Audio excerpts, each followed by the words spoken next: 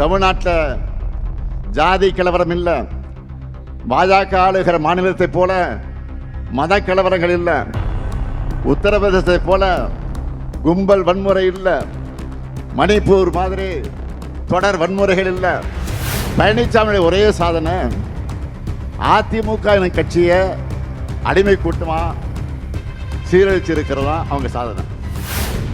திராவிடம்னா என்னன்னு எனக்கு தெரியாது, நான் புராணங்களை எல்லாம் படித்ததில்லைன்னு கொஞ்சம் கூட வெட்கம் இல்லாமல் சிரிச்சுக்கிட்டே சொன்னவர் தான் பழனிசாமி. இந்த துப்புக்கெட்ட பழனிசாமி ஆயிரக்கணக்கான மக்கள் மேலே தாக்குதல் எல்லாம் நடத்தப்பட்டுச்சு. சுமார் 70 பேர் கொல்லப்பட்டாங்க. இவங்களோட இரத்தக்கரை இன்றைக்கு அதிமுக கையில் தான் இருக்கு. நீண்ட ஆண்டு கால பிரச்சனை, சற்றக்குறை 23 ஆண்டு கால கோரிக்கையை நிறைவேற்றி சொன்னபடியே உறுதியளிக்கப்பட்ட ஓய்வூதிய திட்டத்தை செயல்படுத்தி இன்றைக்கு சாதனை படைத்திருக்கிறோம். இவை எல்லாத்துக்கும் மேலே தமிழ்நாட்டில் ஜாதி கலவரம் இல்லை, பாஜக ஆளுகிற மாநிலத்தை போல மத கலவரங்கள் இல்லை, உத்தரப்பிரதேசத்தை போல கும்பல் வன்முறை இல்லை, மணிப்பூர் மாதிரி தொடர் வன்முறைகள் இல்லை. இப்படி எல்லாம் உருவாக்கணும்னு பாஜக செஞ்ச சூழ்ச்சிகளையும் நாம் முறியடிச்சிருக்கிறோம். அமைதியான சூழலும் திறமையான மனித வளமும் நம்ம ஆட்சியில் இருக்கிற காரணத்தால் தான் இன்றைக்கு முதலீடுகளும் தமிழ்நாட்டில் வந்து குவிந்து கொண்டிருக்கிறது. இந்த வளர்ச்சியை அடுத்த கட்டத்துக்கு கொண்டு போகணும். அதுக்கான தெளிவான செயல் திட்ட அறிக்கையாக திமுக தேர்தல் அறிக்கையை நாங்கள் வெளியிட்டிருக்கிறோம்.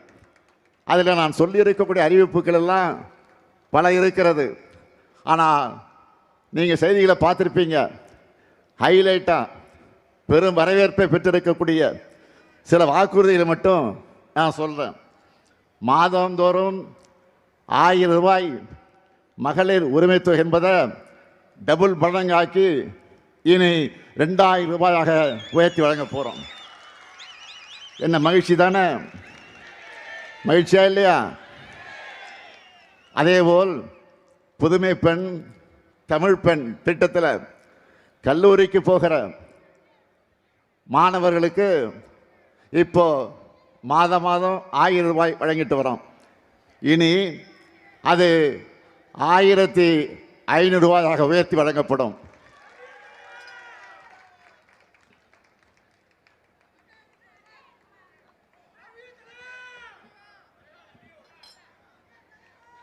அதேபோல் காலை உணவு திட்டத்தை 8ஆம் வகுப்பு வரை விரிவுபடுத்த நாம் அறிவித்திருக்கிறோம். மேலும் 15 லட்சம் மாணவர்கள் அதனால் பயன்பெற போகிறாங்க. இன்னும் அதிகமான தாய்மார்கள் காலையில் சீக்கிரம் எழுந்து சமையல் செய்கிற சுமை குறைய போகுது. அதேபோல் இல்லத்தரசிகளுக்கு மகிழ்ச்சி தரக்கூடிய இன்னொரு சூப்பர் டூப்பர் வாக்குறுதியும் கொடுத்திருக்கிறோம். இல்லத்தரசிகள் தங்களுடைய வீட்டுக்கு தேவையான washing machine, fridge, TV, grinder, mixie, microwave அவன், இண்டக்ஷன் அடுப்பு போன்ற வீட்டு உபயோகப் பொருட்களை புதுசாக வாங்கவும் அல்லது ஏற்கனவே பயன்படுத்தி வர இத்தகைய பொருட்களை கொடுத்துட்டு அதுக்கு பதிலாக வேற வாங்கிக்கவும் இல்லத்தரசி என்ற புதிய திட்டம் செயல்படுத்தப்படும். அதுவும் நீங்கள் வசிக்கிற பகுதிகளில் உள்ள உங்களுக்கு பிடிச்ச கடையில் உங்களுக்கு பிடிச்ச கம்பெனி உங்களுக்கு பிடிச்ச மாடலாக பார்த்து இந்த பொருட்களை நீங்கள் வாங்கிக்கலாம். இதுக்காக ஒவ்வொரு குடும்பத்துக்கும் எவ்வளவு ரூபாய் கூப்பன்? எவ்வளவு ரூபாய் கூப்பன்? தலா 8000 ரூபாய் மதிப்பிலான கூப்பன் கொடுத்துட போறோம்னு அறிவிச்சிருக்கிறோம். இன்னைக்கு தமிழ்நாடு முழுக்க இதை பற்றி தான் ஒரே பேச்சாக இருக்கு. நம்ம பெண்கள் ஒரு சேலை வாங்கினா கூட அவங்களுக்கு பிடிச்ச கடையில் அவங்களுக்கு பிடிச்ச டிசைனில் அவங்களுக்கு பிடிச்ச கலரில் வாங்கணும்னு நினைப்பாங்க. அதை மனசில் வச்சு தான் இந்த திட்டத்தை உருவாக்கி இருக்கிறோம். இல்லத்தரசி திட்டத்தில் என்ன வாங்கணும், எப்படி வாங்கணும், எல்லாமே உங்கள் சாய்ஸ் தான். அதே போல் உலகுக்கே உணவளிக்கக்கூடிய, உழவர்களை மதிக்கக்கூடிய, அவர்களை மகிழ்விக்க ஒரு மாபெரும் அறிவிப்பை வெளியிட்டிருக்கிறோம். இலவச மின்சாரம் பெறக்கூடிய 20 லட்சத்திற்கும் மேற்பட்ட விவசாயிகளுக்கு எந்தவித மீட்டரும் பொருத்தப்படாத நவீன மின்சார பம்பு செட்டுகள் வழங்கப்படும். எல்லாரும் பழைய பம்பு செட்டு வச்சிருக்கிறவங்க ஒருவேளை வச்சிருப்பீங்க. சிலது அடிக்கடி ரிப்பேர் ஆகும், அதிக கரண்ட் செலவாகும், அதிக விலை கொடுத்து வாங்க முடியாத நிலையில் இருப்பீங்க. அதை நம்ம திராவிட மாடல் ஆட்சியில் அரசே இனி வாங்கி தரும். நெல் கொள்முதல் விலை குவிண்டால் ஒன்றுக்கு 3500 ரூபாயாக உயர்த்தி வழங்கப்படும். கரும்பு கொள்முதல் விலை டன் ஒன்றுக்கு 4500 ரூபாயாக உயர்த்தி வழங்கப்படும். பால் கொள்முதல் விலை லிட்டர் ஒன்றுக்கு 5 ரூபாய் உயர்த்தி வழங்கப்படும். முதியோர் உதவித்தொகை இனி மாதம் 2000 ரூபாயாக உயர்த்தி வழங்கப்படும். மாற்றுத்திறனாளிகளுக்கான உதவித்தொகை 2500 ரூபாயாக உயர்த்தி வழங்கப்படும். இன்னும் இருக்கு, மீன்பிடி தடைகால சிறப்பு நிவாரண தொகை 8000 ரூபாயிலிருந்து 12000 ரூபாயாக, மீன்பிடி குறைவு கால சிறப்பு நிவாரண தொகை 6000 ரூபாயிலிருந்து 9000 ரூபாயாக உயர்த்தி வழங்கப்படும். மகளிர் சுய உதவிக்குழு சகோதரிகள் நிறைய பேர் இங்கே வந்திருக்கிறீங்க. யாராவது மகளிர் சுய உதவிக்குழு சார்ந்தவர்கள் இருந்தால் கையை வச்சு காட்டுங்க பார்ப்போம். அதை காட்டுறாங்க போகிறேன். மகளிர் சுய உதவிக்குழு, நன்றி நன்றி. உங்களை எல்லாம் பிஸ்னஸ் உமனா முன்னேற்றத்துக்காக அதற்கேற்ற வகையில் ஷூரிட்டி எதுவும் இல்லாமல் 5 லட்சம் ரூபாய் வரை மானியத்தோடு வங்கி கடன் வழங்கப்படும். பேரிடர் கால இழப்பீடுகளாக இரவை பாசன பயிர்கள் மற்றும் நெல் பயிர்களுக்கு ஹெக்டேர் ஒன்றுக்கு 25000 ரூபாயும், நீண்ட கால பயிர்களுக்கு 27000 ரூபாயும், மானாவாரி பயிர்களுக்கு 12000 ரூபாயும் வழங்கப்படும். உயர்கல்வி படிக்கிற 35 லட்சம் மாணவர்களுக்கு அடுத்த 5 ஆண்டிற்குள்ளாக லேப்டாப் வழங்கப்படும். அடுத்து 5 ஆண்டுகளில் 10,000 புதிய பேருந்துகள் இயக்கப்படும். அனைத்து சட்டமன்ற தொகுதிகளிலேயும் முதல்வர் படைப்பகங்கள் அமைக்கப்படும். தமிழ்நாட்டின் இதயமாக இருக்கிற இந்த டெல்டா மாவட்டங்களுக்கான சிறப்பு வளர்ச்சி திட்டம், இப்படி ஏராளமான வாக்குறுதிகளை நாம் கொடுத்திருக்கிறோம். நாங்கள் சொன்னால் செய்வோம், செய்வதைத்தான் சொல்வோம். நான் கலைஞரின் மகன். யாருடைய மகன்? யாருடைய மகன்? கலைஞருடைய மகன்.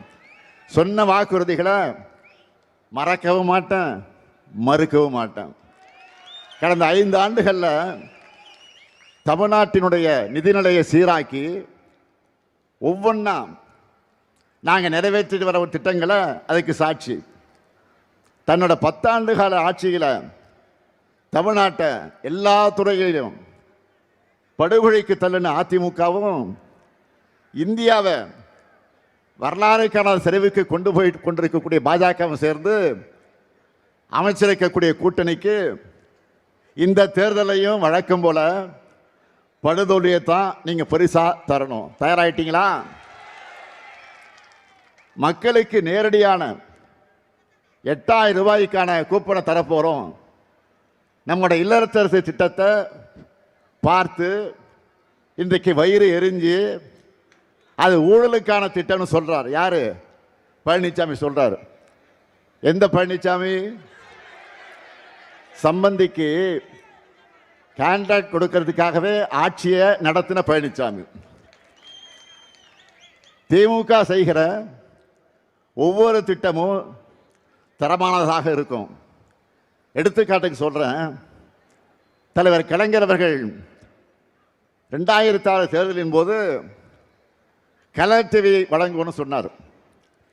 ஆட்சி பொறுப்புக்கு வந்த உடனே கலர் டிவியுடைய கொள்முதல் நேர்மையாகவும் தரமானதாகவும் யாரும் குறை சொல்ல முடியாத வகையில் இருக்கணும்னு முடிவு செஞ்சு அதுக்கான டெண்டரை ஒப்பந்ததாரரை முடிவு செய்ய அனைத்து கட்சிகள் கொண்ட அதிமுகவும் சேர்த்து, எதிர்கட்சியாக இருக்க அதிமுகவும் சேர்த்து, அனைத்து கட்சி உறுப்பினர்களையும் சேர்த்து ஒரு குழுவை அமைச்சார்.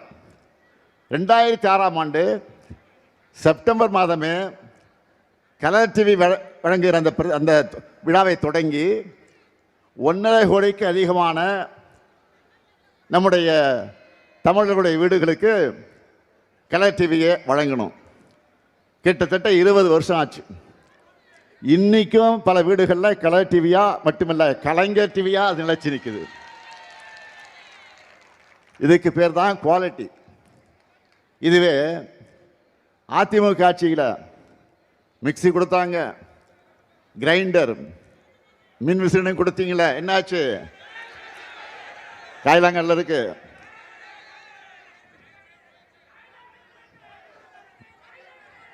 இந்த லட்சணத்தில் வாய் இருக்குன்னு என்ன வேணாலும் பேசலாம் என்று பேசிட்டு இருக்கிறார் நம்முடைய பழனிசாமி அவர்கள். ஏற்கனவே 2021 தேர்தலில் மகளிர் உரிமை தொகையா நாங்கள் 1000 ரூபாய் வழங்குவோன்னு சொன்ன உடனே அவசரமாக அவ வீட்டில் இருக்கக்கூடிய ஜெராக்ஸ் மிஷினை ஆன் பண்ணிட்டு 1500 ரூபாய் தருவோன்னு அறிக்கை வெளியிட்டார். பழனிசாமி வாய்ச்சி பாடலும் அவருடைய அலங்கோல ஆட்சி நிர்வாகத்தோட ஊழல் அந்த பவுசும் தெரிஞ்சு மக்களான நீங்கள் அவரை புறக்கணிச்சிங்க. இப்போ மக்களுக்கு நல்லது நடக்கக்கூடாதுன்னு வயிற்றெரிச்சல்ல தன்னை போலவே பிறரையும் நினைச்சு ஊழல் நடக்கும்னு பேசிட்டு இருக்கிறார். அண்மையில் மதுரையில் ஒரு சம்பவம் நடந்துச்சு. இவங்க ஆட்சிக்கு வந்தால் என்ன நடக்கும் என்பதற்கு ட்ரெயிலர் தான் அது.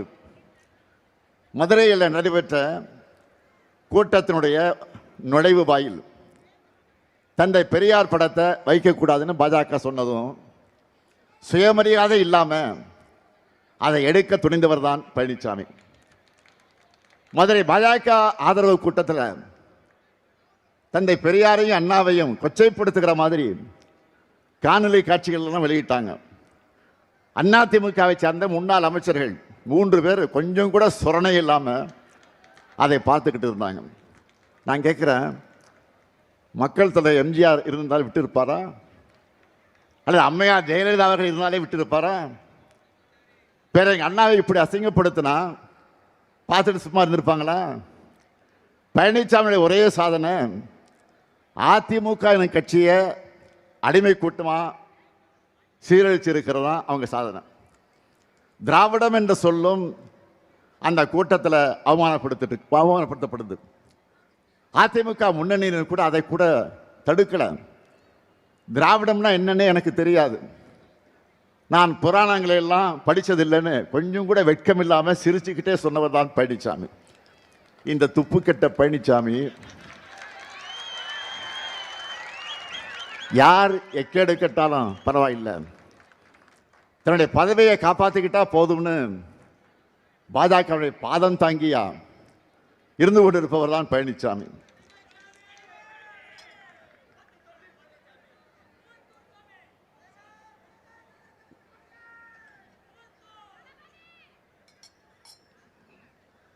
சிறுபான்மை சமூகத்துக்கும் இலங்கை தமிழருக்கும் துரோகம் இழைக்கக்கூடிய வகையில் குடியுரிமை திருத்த சட்டத்தை மாநிலங்களவையில் ஆதரித்து அதை நிறைவேற துணை போன கட்சி தான் அதிமுக.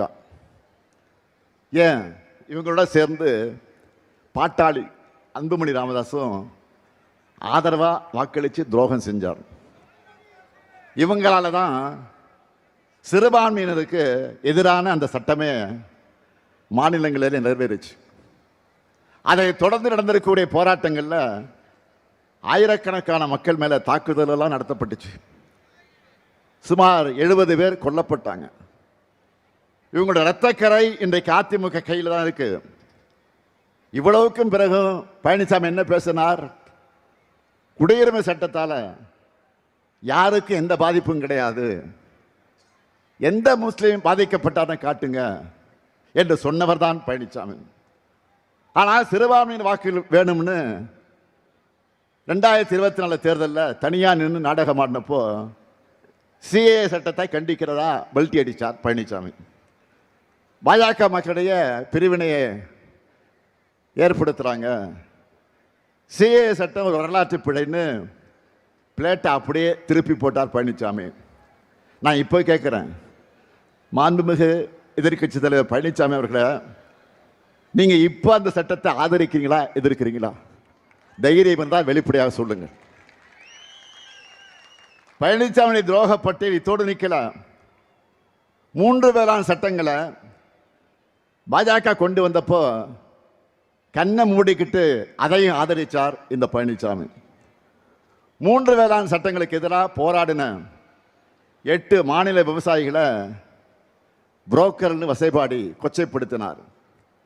இப்படி பாஜகவோட கூட்டணி சேர்ந்து முழுசா சந்திரமுகியாவே மாறி இருக்கிறார் பழனிசாமி. அதாவது முழு சங்கியாகவே மாறிவிட்டார். ஊர் ஊரா போய் அதிமுக கூட்டணியில் எந்த பிரச்சனையும் இல்லைன்னு பழனிசாமி சொல்லிக்கிட்டு இருக்கிறார். பிரச்சனை இல்லைன்னா இதுக்காக அத்தனை தடவை டெல்லிக்கு போனீங்க? டெல்லிக்கு போய் அமித்ஷாவினுடைய அப்பாயின்மெண்ட்டுக்காக பல மணி நேரம் ஏன் காத்து கிடந்தீங்க? அது வேற வேற காரில் மாறி மாறி போய் முகத்தை எல்லாம் மூடிக்கிட்டு ஏன் வெளியில் வந்தார்?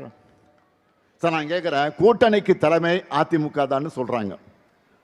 ஆனால் எல்லா கட்சிகளும் பாஜக கிட்ட போய் ஏன் பேச்சுவார்த்தை நடத்தினாங்க? இது எப்படி தெரியுமா இருக்கு? மாப்பிள்ளை அவர் தான். ஆனால் அவர் போட்டிருக்கிற சட்டை என்னோடதுன்னு நம்ம சூப்பர் ஸ்டார் நடிச்ச படையப்பா படத்தில் வர்ற காமெடி மாதிரி இருக்கு. நான் தெரியாம தான் கேட்குறேன், கூட்டணிக்கு அதிமுக தான் தலைமைன்னா அதில் இருக்கக்கூடிய சிறிய கட்சிகள் எல்லாம் ஏன் அதிமுக சின்னத்தில் போட்டியிடாம பாஜகவுடைய சின்னத்தில் போட்டியிடுறாங்க? பழனிசாமியை முதலமைச்சர் ஆக்குவோன்னு பிரதமர் மோடி அவர்கள் இதுவரை சொல்லி இருக்கிறாரா? அதிமுக என்ற பெயரை கூட அவர் சொன்ன மாதிரி எனக்கு தெரியல. என்டிஏ சர்க்கார் தான் திரும்ப திரும்ப சொல்றாரு. ஆனா நாம Tamil Nadu versus NDA, Tamil Nadu versus டெல்லின்னு சொன்னா மட்டும் இது என்ன டெல்லி தேர்தலா? ஏன் அப்படி சொல்றீங்கன்னு பெரிய அறிவு கூர்ந்த மாதிரி கேட்கிறார் பழனிசாமி. தன் மீதான ஊழல் புகார்கள், உறவினர் வீடுகள் நடந்த ரெய்டுகள் இருந்து தப்பிக்க மொத்த கட்சியும் பாஜகவிட்ட பழனிசாமி அடகு வச்சுட்டார். மக்கள் வாக்களிக்காமலேயே எம்எல்ஏக்களை ஏலத்தில் எடுத்து ஒரு முறை முதலமைச்சர் ஆகிட்டார். எப்படி? மக்கள் வாக்களிக்காமலேயே எம்எல்ஏக்களை ஏலத்துக்கு எடுத்து ஒரு முறை முதலமைச்சர் ஆகிட்டார். கூவத்தூர் வரலாம் உங்களுக்கு தெரியும். திரும்பவும் இவர்கிட்ட ஆட்சி போனா ஒட்டுமொத்த தமிழ்நாட்டையும் டெல்லி கிட்ட அடகு வச்சிருவார். அடகு என்ன மொத்தமாக வித்துடுவார். இவருடைய ஓனரான பாஜகவுடைய ஒரே நோக்கம் தமிழ்நாட்டின் வளர்ச்சியை தடுக்கிறது தான். நேராக வந்தால் தமிழ்நாட்டு மக்கள் நோட்டாவுக்கு கீழே அனுப்பிச்சிடுவாங்க. அதனால தான் கொத்தடிமை கூட்டமாக இருக்கக்கூடிய அதிமுகவை முகமடி போட்டுக்கிட்டு வந்திருக்கிறாங்க. கடந்த 11 ஆண்டு காலத்தில் பாஜக தமிழ்நாட்டுக்கு எதையும் செய்யலை. நம்ம மக்கள் எந்த கோரிக்கையும் நிறைவேற்றலை. 12 ஆண்டுகளாக ஆட்சி செய்கிறாங்க. ஆனால் தமிழ்நாட்டுக்கு இதுவரை சிறப்பு திட்டம் கூட கிடையாது. அறிவித்த மதுரை எய்ம்ஸ் மருத்துவமனையை இப்போ என்ன நிலை இருக்குன்னு தெரியும் உங்களுக்கு. அதுவும் கட்டி முடிக்கப்படலை. நமக்கு நியாயமாக கிடைக்க வேண்டிய நிதியை கூட விடுவிக்க மறுக்கிறாங்க. மதுரை, கோவை, திருச்சி இந்த மாநகர எதிர்கால வளர்ச்சிக்காக மெட்ரோ ரயில் திட்டத்தை கேட்டோம், அதுவும் கொடுக்கல, முடியாதுன்னு சொல்லிட்டாங்க. சென்னை மெட்ரோ ரயில் திட்டத்துக்கான நிதியை ஒழுங்காக தராமல் இழுத்தடிக்கிறாங்க. ஒசூர் விமான நிலையத்துக்கும் அனுமதி தரல. பள்ளி குழந்தைகளுக்கான கல்வி நிதியையும் தடுக்கிறாங்க. குடிநீர் திட்டத்துக்கு நிதி கிடையாது. இவ்வளவு அநீதிகளையும் செஞ்சுட்டு தேர்தல் வந்துடுச்சுன்னு தமிழ்நாட்டுக்கு கிளம்பி வரார் மாண்புமிகு பிரதமர் மோடி அவர்கள். கடந்த மாதம் கூட இதே திருச்சிக்கு பிரதமர் மோடி அவர்கள் வந்தார். நான் கேட்குறேன், அப்படி வந்தவர் இதெல்லாம் ஒன்றிய பாஜக அரசின் மூலமாக தமிழ்நாட்டுக்கு செஞ்சு இருக்கக்கூடிய திட்டங்கள்னு எடுத்து காட்டினாரா, சொன்னாரா? எங்களால் தமிழ்நாட்டுக்கு இந்த நன்மைகள்லாம் கிடைச்சிருக்குன்னு பட்டியல் போட்டு சொன்னாரா? இருந்தால் தானே சொல்ல முடியும். சட்டையில் இருந்தால் தானே அகப்பையில் வரும். இதில் திமுக இந்த வாக்குறுதி நிறைவேற்றலன்னு 19 சொல்லிட்டு போகிறாரு. என்னோட ஒவ்வொரு பேச்சிலையும் ஒவ்வொரு சாதனை திட்டம் குறித்தும் புள்ளி விவரத்தோடு விளக்கி சொல்கிறேன். நம்ம அரசோட திட்டங்களால் பயனடைகிற பலரும் பயனடைஞ்சிட்டு இருக்காங்க. அந்த மக்களும் ஊடகங்கள் அதை தொடர்ந்து பதிவு செய்கிறாங்க. இன்னும் சொல்லணும்னா, மக்களான உங்ககிட்ட கேட்டிருந்தால் கூட திராவிட மாடல் திட்டங்களை வரிசையாக சொல்லியிருப்பீங்களா இல்லையா? பரவாயில்லை. எப்போ டூர் மோட்லேயே இருக்கிற பிரதமருக்கு இதையெல்லாம் கேட்டு தெரிஞ்சுக்க நேரம் இருந்திருக்காது. அப்படி இல்லைன்னா தமிழ்நாட்டை புரிஞ்சிக்கணும் என்ற எண்ணம் இருந்திருக்காது. அவர்கிட்ட நான் கேட்குறதெல்லாம், மாண்புமிகு பாரத பிரதமர் மோடி அவர்களே, தமிழ்நாட்டுக்கு வாங்க, ஒரு வார காலம் இங்கே தங்கியிருந்து எங்கள் தமிழ்நாடு எப்படி தலை நிமிர்ந்து சிறந்த தமிழ்நாடாக இருக்குன்னு தெரிஞ்சுக்குங்க. இந்தியாவிலேயே அதிக அளவு பெண்கள் வேலைக்கு போகிற மாநிலம் நம்முடைய தமிழ்நாடு தான். பாஜக மாநிலங்களில் நடக்கிற மாதிரி அட்டுழியங்கள் இங்கே கிடையாது. பெண்களை பாதுகாப்பாக வாழைப்போம்னு பிரதமர் சொல்ல வேண்டியது தமிழ்நாட்டில் இல்லை, பாஜக ஆளுகிற மாநிலங்களை போய் தான் இதையெல்லாம் பேசணும். அதை விட்டு என்டிஏ கூட்டணியினர் தமிழ்நாட்டை பற்றி அவதூறாக பேசுகிறது தமிழ்நாட்டை நாசப்படுத்தவும் தமிழ்நாட்டு வளர்ச்சியை கெடுக்கணும் தான். தமிழ்நாட்டின் முன்னேற்றம் வளர்ச்சியும் தொடரணும்னா 7வது முறையும் நம்முடைய திராவிட முன்னேற்ற கழக ஆட்சி அமையணும். திராவிட மாடல் தொடரணும். பாஜகவும் அதன் கொத்தடிமையும் கூட்டமும் அதோட தீமைகள் நாம் நினச்சி பார்க்க முடியாத அளவுக்கு இருக்கும். தமிழ்நாடாக தான் இருக்கணும். உத்தரப்பிரதேசம் போல, மணிப்பூர் போல வன்முறை காடாக மாறக்கூடாது. இவங்க வந்தால் தமிழ்நாட்டோட பேரை தட்சிண பிரதேசன்னு கூட மாற்றவும் தயங்க மாட்டாங்க. இதை தடுக்கணும்னா ஒட்டுமொத்த தமிழ்நாடும் பாஜக அதிமுக கூட்டணிக்கு எதிராக ஓரணியில் இணையணும். நம்முடைய எதிரிகளையும் பாஜகவுடைய உதிரிகளையும் வீழ்த்தணும். நல்லா புரிஞ்சுக்கோங்க, நாம் போராடுறது திராவிட முன்னேற்ற கழகத்துடைய வெற்றிக்காக மட்டுமல்ல, நம்முடைய மதச்சார்பற்ற முற்போக்கு கூட்டணியுடைய வெற்றிக்காக மட்டுமல்ல, தமிழ்நாட்டினுடைய வெற்றிக்காக.